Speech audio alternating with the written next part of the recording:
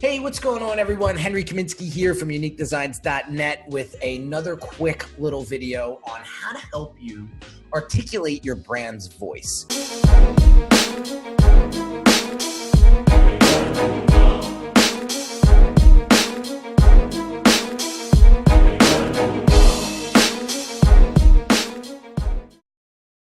A lot of clients come to me and they don't know what their business's voice should sound like. And once they find their voice, once they go through the program and actually find their voice, they're able to make a bigger impact on their audience. So today I want to walk you through 6 quick little tips to help you find your brand's voice and help you connect with your audience on a deeper level. So I'm going to share screen real quick and get this party started. So let's go to, here we go. All right, so what we wanna do is help you establish your brand's voice.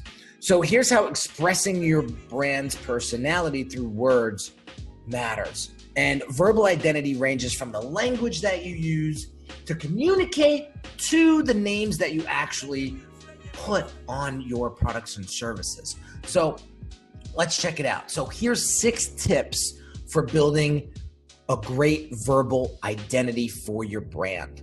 So first and foremost, I want you to develop a verbal identity in tandem with your visual identity. So if you have a very corporate look to your brand, we want to make sure that the language is very corporate in a sense. If you have a very casual looking brand, then we want to make sure that your language and your messaging is more on the casual tip. All right. The second thing I want you to do is be very, very consistent.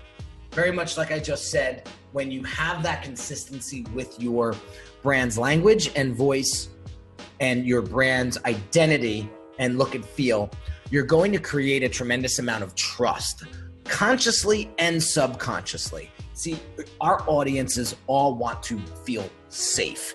And the more that we can make them feel safe by keeping things very clean and consistent, the more they're going to trust you and want to do business with you, okay? The next thing we wanna do is we wanna make sure that we're nurturing our voice on a constant basis. We wanna make sure that we're constantly building upon it on all different types of platforms, whether it be social media, print collateral, offline, physical interaction, face-to-face interaction. We wanna make sure that we're constantly nurturing and building our brand's voice. And then the next thing I want you guys to do, which some of you find this to be challenging, I don't, but you want to champion your voice. You don't want to be a wishy-washy brand, right? One day you're standing for this, and then the next day you're on this guy's team, and next thing you know, you're on that guy's team. Nobody wants that because then people won't trust you. And again, it all comes down to trust. So I want you to plant your flag in the ground and really stand for what it is that your values are inside of your brand. And I want you to share what you love and what you hate and be vocal about it, because that's going to draw the line dead in the sand, and it's going to repel the people that you don't want to do business with and attract the people that you do. So again, it's very important to champion your voice and to stand behind it 1,000%. All right. And then the next thing is I want you to use one voice to attract a specific person. Listen, you've heard me say this 1,000 times, but you cannot please everyone. It's much easier to talk to one person and one specific demographic and psychographic versus trying to talk to thousands, right? It's going to dilute your brand's voice's impact, right? And we want to make sure that we stay strong and effective at all times. So you want to make sure that you're speaking to one person, or in what I like to do is create 3 different user profiles for my clients and talk to those 3 individuals very specifically. That's going to help you dial in your messaging and help your verbal identity become very, very strong and poignant with your audience. And then the last thing I want you to pay attention to is I want you to use feel words, okay? People, we are emotional creatures as human beings, okay? And so the more words that we use that resonate with feeling, the more you're going to connect with them on an emotional level. So if you're not using these feel words, or you're using the wrong feel words, chances are you're not coming across to your audience in a relevant way, and they're ignoring you on purpose. So when you create these feel words, it brings them in. It makes them say, wow, excuse me, that brand or that business gets me. You know, I look online all the time and I see brands that get this right all the time. And I also see brands that are off the mark tremendously. You know, Target has a great brand voice. All right. UPS has a great brand voice. Progressive Insurance has a great brand voice. You know, those are the brands that you want to emulate because they have their voice dialed in. So, and you know what brands have their voice dialed in because it connects with you on a way deeper level than most of these surface level businesses out there that are just trying to make a quick buck. I mean, we feel that right away.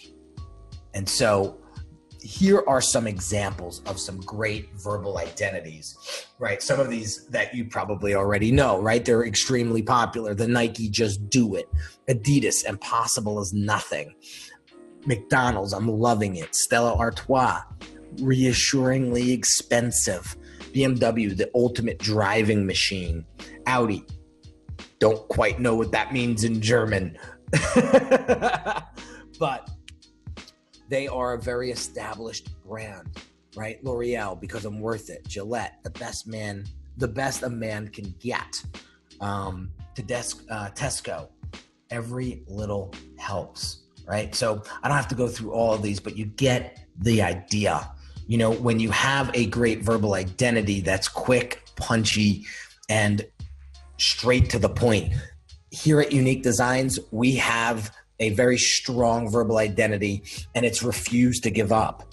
You know, we strive to do the best we can, not only inside of our business, but for our clients. And so when we're creating campaigns for our clients and building brand identities for our clients, you know, we always say this is a refuse to give up situation. So we make it happen regardless of what the situation is. And believe me, that has drove this business to the success that it's having right now, 10 and a half years into building this business. So very, very proud of that. So you want to make sure that your verbal identity stays punchy, straight to the point, and really reflects the true value and personality that your brand represents. Okay. So there you have it, guys. A quick 6 little tips on how to build your brand's voice and create more of an impact on your audience, because at the end of the day, your audience wants to connect with you on a deeper level. They want to be able to trust you. They want you to connect. That's the word. It's connect. And if you're not connecting visually, if you're not connecting verbally, you're falling on deaf ears. And that is the biggest mistake entrepreneurs are making right now, is they don't have the right voice dialed into their business and brand, and it's not connecting, with their audience. And that's why they're not generating the sales and leads that they should. So hope you got some value out of this, guys. Again, if you haven't subscribed to this video, to this channel yet, please do. And if you have any questions, drop them in the comments below. I'll see you in the next video, guys. Take care.